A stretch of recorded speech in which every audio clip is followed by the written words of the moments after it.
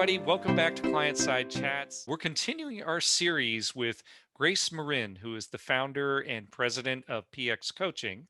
And this is the series on Leaders Heal Thyself First. And I think that is a very vitally important consideration, especially with regard to leadership. And I know we tend to tailor towards a safety professional audience. I think safety professionals really need to hear and share with this for sure. So this time we're actually going to talk about resilience, right, Grace? How are you doing? I'm doing well, thank you. Good. Practicing how to be resilient during these times, for sure. Yes. I can understand that, but Grace, go ahead, take it away. Remind people what you do, and yeah, I look forward to hearing more about this. Sure. Thank you again for having me. So I've been a nurse for about 30 years, and my clinical background is in the neonatal intensive care. And I've transitioned in the past 2 years or so doing communication coaching and consulting within healthcare. And some of the things that I see over and over again are well-meaning people who don't take good care of themselves, Mm, and specifically leaders. And what ends up happening is downstream, the people that report to them uh, really suffer mhm, because the leader hasn't really taken care of themselves and put the work into how to show up as the best leader that they can be. mm, And so during these pandemic times, as we talked about last time around what we can control, this time we're going to talk about resilience. And resilience sounds something like only Olympiads, really do. But resilience is something that we can harness, each and every one of us. So first, I'd like to begin with just something really simple, something you really don't have to put a lot of effort in, that you can do with anyone via Zoom now, with all of our social distancing, with texting, just having fun. So the big thing is around social play. So after having done some research around resilience, there's overwhelming evidence that just like children play, adults need to play too. And not parallel play like some toddlers may do, but social play where we engage in one another. And so it could be something as simple as Pictionary. So what all these games do, social games, where you're actually interacting with people, it mhm. brings out all kinds of things, and we learn about each other in social play. So let me just go through some of the things that social play does for us in a Okay. real adult way. Yeah. First and foremost, it brings more joy and laughter in the workplace. And don't we need that? Hmm. Especially now, we need more laughter. It is a huge stress reliever. When's the last time you had a belly laugh at work where you feel like you're going to pee in your pants because you're laughing so hard?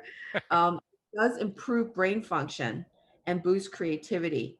So, what we know is like Apple and Facebook, those organizations have monopolized on this fact that neuropsychologically, when we play, we actually are able to be more creative and more productive. Mm, So it seems like a waste of time to play, but play actually is the thing that we need to be doing more of to be better at what we're doing and to show up more energized in doing the same work. mm. So would you rather do the same work and be drained, or would you rather do that work, show up better, and even be more rejuvenated after the work? So that to me was like win-win. It's also a way to adapt and solve problems faster with your colleagues versus staying within yourself. It creates greater empathy, compassion, trust is a big thing, and intimacy with one another. Yeah. Because when we play games with each other, we find out about each other's competitive spirits. Some sort of internal jokes happen because of that. It also, this is interesting, it may be a way to heal past hurts, disagreements, and resentment because you see your colleague in a different light altogether. So that was really fascinating to me.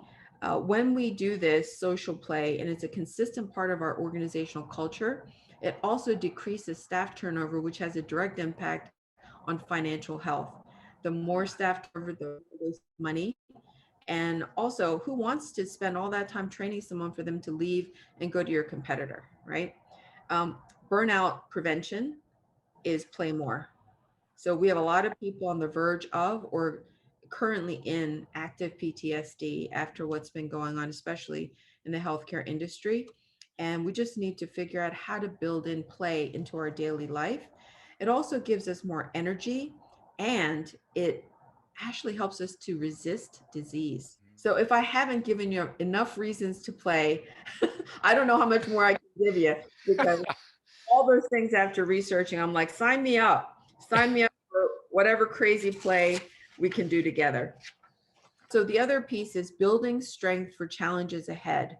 So these are some things I'm going to talk about: maintaining, removing, reaching out, reducing, choosing nourishing foods, forgiving, asking, and refusing. So very quickly, maintain healthy boundaries. Just say Mhm. no. Mhm. Back in the day with the drugs, just say no. Yeah. Uh, Instead of saying yes to everything, because we don't do ourselves any favors saying yes to everything. Remove ourselves from toxic relationships and toxic dynamics and call it what it is when we see it, and choose to be bringing things up in a non-confrontational way, but really holding people accountable for their behaviors. Reach out to a therapist or through telehealth or some sort of life coach, if you will, somebody who can just work things out with you. Reduce or eliminate time spent on social media, which is also a repeat from last time about what we can control. Mhm. Choose nourishing foods, because those nourishing foods, not just for our body health, but that does have a direct impact on our minds as well. So go for that piece of fruit versus even like a power bar isn't as great as just a whole piece of fruit or veggie. Let's forgive ourselves and others, something that's easier said than done. For help, we're not good about asking for help. We think as leaders, we have to have all the answers. The truth is, we get a lot more respect when we ask other people for their ideas. And I think more people want leaders who want to listen or want to hear what the staff say. The other thing is refuse to numb ourselves and justify unhealthy behaviors, whether it's endless, binge watching on Netflix, or drinking too much, or eating the wrong things, or doing self-destructive habits. So these are some ways to build strength for challenges ahead. Mhm. We're in an industry about not being a sitting duck. We want to be proactive, not reactive. So those are some things we can put in place and practice them, so that then we Yeah. become really expert at it. So when we need it the most, it's at our fingertips. Right. The other thing too is around psychological safety. We as leaders have the responsibility to create a cultural um, milieu where people feel safe, and that organizational culture means a difference between being in business this year and not being in business next year. Right. And so here's a quote from a Harvard Business School professor, Amy Edmondson: psychological safety. So, a belief that one will not be punished or humiliated for speaking up with ideas, questions, concerns, or mistakes. Right. That's when we create that psychological safety. And how do we create that safety with our teams? So, here's some things to think about: to ask your staff so that you can create some more dialogue. And these kinds of things can also go into your staff rounding, which we talked about a few weeks back. So ask them the setback that made me demonstrate resilience in order to get through it. So ask that question to get them to recall things that Mhm. they've done in the past, to then repeat those things so that they can be successful. Ask the book that had the biggest positive impact on me and why. My favorite quote or bumper sticker or saying. And it's also a good insight into some people's kind of twisted humor as well. Um, the greatest kindness ever shown to me. Then you can start to really get behind the face of your employees and hear their story. The most Ah. courageous act that I've ever witnessed. Things you wouldn't necessarily know about a person unless you ask pointed questions, right?